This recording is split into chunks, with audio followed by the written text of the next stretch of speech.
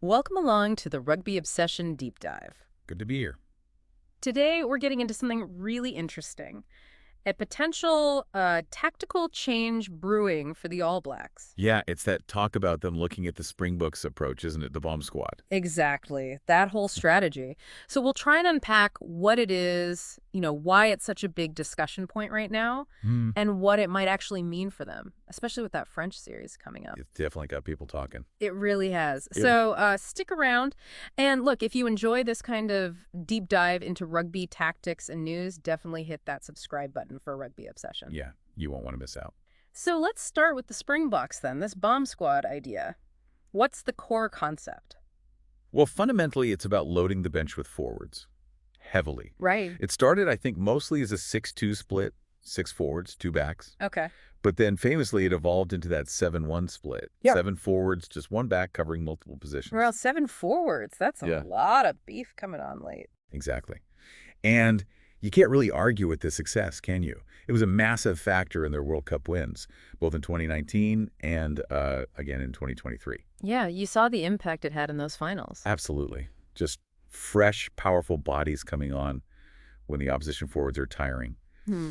And, it's not just the Blacks anymore. We saw France try 7-1 split in the Six Nations recently, too. So other teams are definitely seeing the value, or at least experimenting. They are. It shows the idea has legs. Which makes the All Blacks situation interesting because their traditional approach has been quite different, hasn't it? Completely different, yeah. Yeah. Historically, New Zealand almost always went with a 5-3 split on the bench. 5 forwards, 3 backs. And the thinking there was probably tied to their strengths. You'd have to assume so. I mean, look Yeah. at the depth and, frankly, the X factor they've consistently had in their backline. Right. Always game breakers waiting on the bench. Yeah, so that 5-3 split maybe reflected a confidence in their backs to, win the game late, combined with enough forward cover. But things might be changing under Scott Robertson. Well, that's the big news, isn't it? Mm-hmm. Robertson himself has come out and said they are considering their own version of this forwards-heavy bench for the 2025 season. Now, he mentioned it publicly. Yeah, he was on Sport Nation's Scotty and Izzy show, and he spoke quite openly about looking into it. Okay, so what did he actually say? Is he leaning towards 6-2 or 7-1? He talked about the statistical side, actually. Mentioned that, yeah, both 6-2 and even 7-1 splits Yeah. have statistical backing in terms of impact. There's always a but, isn't there? Yeah. But he also made it really clear that it's not a simple numbers game. The right balance, he said, totally depends on the squad you have available, the specific players. Right, so it's about personnel, not just the numbers on the bench list. Exactly. It has to fit the players you've got. Yeah. I also pointed to some context from earlier this year. Well, yeah. Mentioned that with some injuries, they ended up with a younger, maybe less experienced bench at times. And that seems to have prompted a deeper look at, well, how do we maximize impact from our replacements? Okay, that makes sense.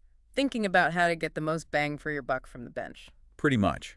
He talked about the specific advantages, like bringing on potentially 2 fresh loose forwards and a lock, plus, those impact props and hookers. All hitting the field in that crucial last 30 minutes or so. That's the idea. But he also raised the question, the key strategic bit.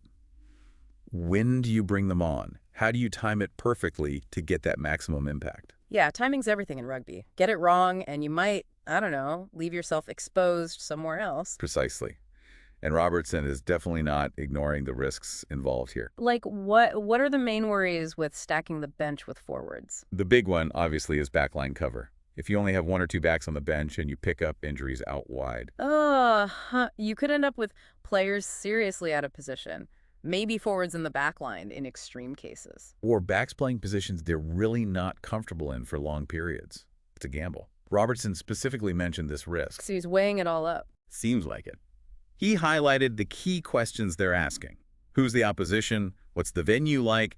And crucially, what's the depth and experience level of the actual guys coming off the bench? It's not a decision you make lightly then. It's very match specific. Absolutely. It depends on so many factors. So for us watching, how do we get a sense of which way he might be leaning? What are the clues? Well, the big one is going to be that first all-black squad announcement. It's coming up next month, isn't it, for the France series? Right, the 3 tests against France. How that squad is balanced, particularly the forward-back split within the, say, 35 players named, that should give us a pretty strong hint about his thinking. And in the meantime, it's all eyes on Super Rugby Pacific. Definitely. Players are putting his hands up, or not. right now. Robertson was clear about that too. Selection comes down to performance. What did he say about selection criteria? He mentioned the key things. Consistent performance, obviously ability, but also how guys perform in the big games under pressure. Makes sense.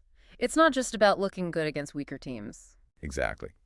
And he also stressed the importance of sustaining form over the whole season. And this is key for a potentially smaller back contingent. Versatility. Being able to cover more than one spot. Yeah. He talked about needing guys who can handle 1 or 2, maybe even 3 positions, because the squad size is likely around 35 players, maybe 24 forwards, 15 backs. That versatility becomes gold. Okay, so lots to watch for in Super Rugby and then that squad reveal. And hey, while you're thinking about all this, why not subscribe to Rugby Obsession? If you haven't already, we'll keep bringing you this kind of analysis. Yeah, good call. That need for versatility, especially if you go 6'2" or 7'1", it really puts a premium on certain types of players, doesn't it? It really does. Those utility backs become even more valuable. So yeah, that first squad list, it'll be fascinating. A real window into the strategy for 2025. It definitely feels like we could be seeing a significant tactical evolution for the All Blacks, which brings us to you listening. What do you think about all this? Yeah, what are your first reactions? All Blacks potentially adopting a tactic made famous by their biggest rivals. Do you reckon the potential gains, that late game forward power, outweigh the risks? Especially given, the traditional All Blacks flair and backline strength. And who are the players? If they do go 6'2" or even 7'1", who are the key guys, forwards and backs, that make that system work for New Zealand? We genuinely love to hear your opinions on this. Get involved in the comments or wherever you engage with us. It's a great debate to have. So many different ways to look at it. Absolutely. Okay, well, that just about wraps up this Rugby Obsession deep dive into the All Blacks' potential tactical rethink. We've looked at the bomb squad idea, what Scott Robertson's been saying, and all the factors that might play into his decision. Yeah, it's a developing story for sure. So please do share your thoughts with us. We're really interested to hear what the consensus is, or if there even is one. Let the debate begin. And one last time, don't forget to subscribe to Rugby Obsession for more in-depth rugby discussion and analysis. Keep yourself in the loop. Thank you so much for listening to the Rugby Obsession Deep Dive. We look forward to you listening to our next episode.